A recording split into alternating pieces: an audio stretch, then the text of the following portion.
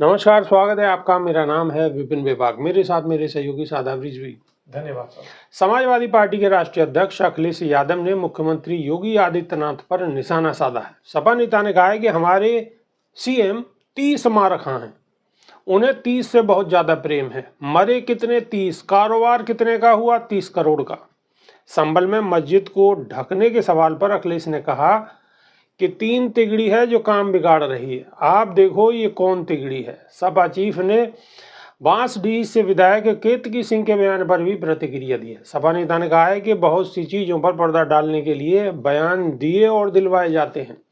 सरकार बताए कि प्रयागराज में नौजवानों को रोजगार कब मिलेगा। भारतीय जनता पार्टी पर जुबानी हमला करते हुए अखिलेश यादव ने कहा कि भाजपा से बढ़िया झूठ और झूठ का प्रचार करने वाला और झूठ पर टिके रहना कोई नहीं कर सकता। अखिलेश ने कहा है कि अभी मुस्लिम समाज के लोगों के खिलाफ नफरत फैला रहे हैं, बाद में पीड़िया परिवार के खिलाफ नफरत फैलाएंगे। मेरे जाने के बाद मंदिर धुलवा दिया था। होली मिलकर ही मनाई जाती है। सपा नेता ने कहा कि जानबूझकर बीजेपी समाज में नफरत फैलाने का काम कर रही है। समाज में कैसे दूरियां हो, कैसे मुस्लिम समाज परेशान हो, आस्था पर एकाधिकार किसी का नहीं हो सकता। उन्होंने कहा कि बीजेपी ने देश को कमजोर किया है। आर्थिक और सामाजिक तौर पर देश को कमजोर किया जा रहा है।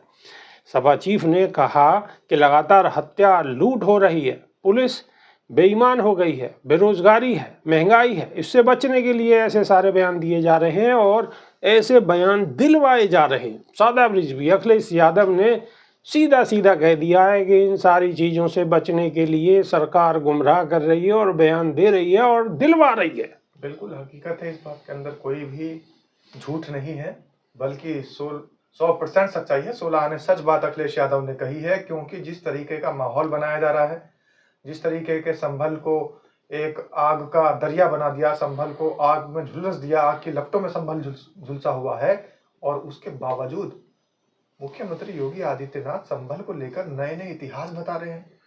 अभी तक जो इतिहासकार थे और बड़े बड़े जो इतिहासकार थे, जिन्होंने पीएचडी हासिल की, जिन्होंने बड़ी बड़ी डिग्रियां हासिल की, उन्होंने अपनी जिंदगी को वक्फ कर दिया, अपनी जिंदगी लगा दी इतिहास को समझने में, पढ़ने में और लिखने में।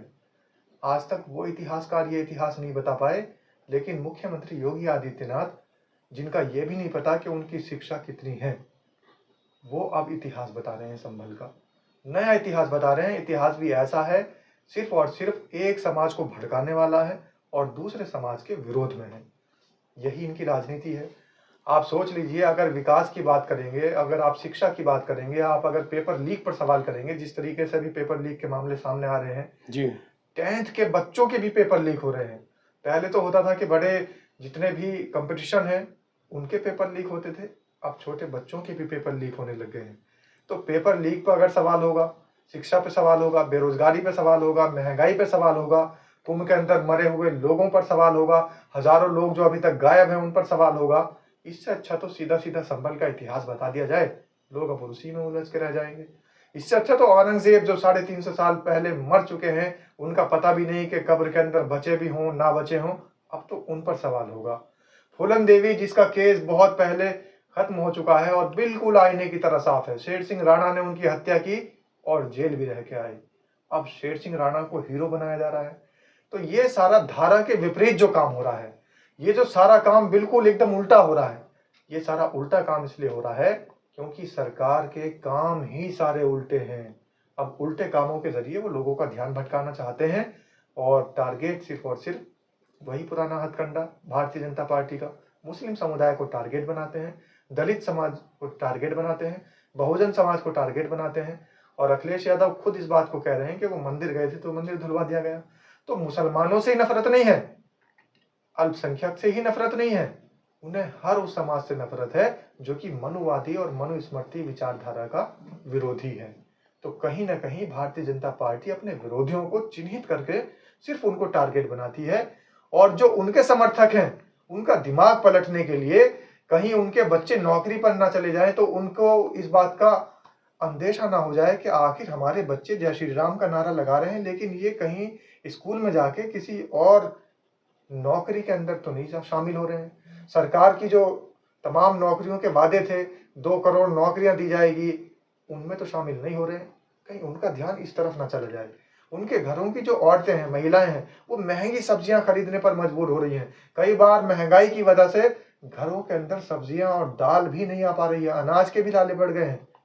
तो कहीं ना कहीं इन सब पर ध्यान ना चला जाए जनता का, इसलिए बड़े आराम से और बड़े सुनियोजित तरीके से सारे मामले को डाइवर्ट किया जा रहा है। औरंगजेब लाया जा रहा है, मंदिर मस्जिद लाया जा रहा है। बिल्कुल। आप मंदिर मस्जिद निकाल दीजिए, होली पहले भी मनाई जाती थी। क्या होली पहली बार इस देश के अंदर मनाई जा रही है? क्या पहला ऐसा मौका आया है कि रमजान में होली आई है, जुमे के दिन होली आई है? सब मनाई जाती रही है, लेकिन ध्यान आकर्षित कराना है, वो सरकार अपना काम बखूबी कर रही है। सरकार अपना काम बखूबी कर रही है। राहुल गांधी भी कहते हैं कि जब आपकी जेब में कोई हाथ डालता है और उसे कुछ निकालना होता है तो सबसे पहले वो आपका ध्यान भटकाता है। अखिलेश यादव भी उसी चीज़ को कह रहे हैं कि ये सारा तामझाम जो भी करा जा रहा है सरकार की तरफ से, जो बदजुबानी हो रही है और जो बयान दिए जा रहे हैं, वो सब सोची समझी रणनीति के तहत है, ध्यान भटकाने की कोशिश है। कहीं बेरोजगारी पे सवाल ना होने लगे, कहीं महंगाई पे सवाल ना होने लगे, कहीं बिगड़ती कानून व्यवस्था पर सवाल ना उठने लगे।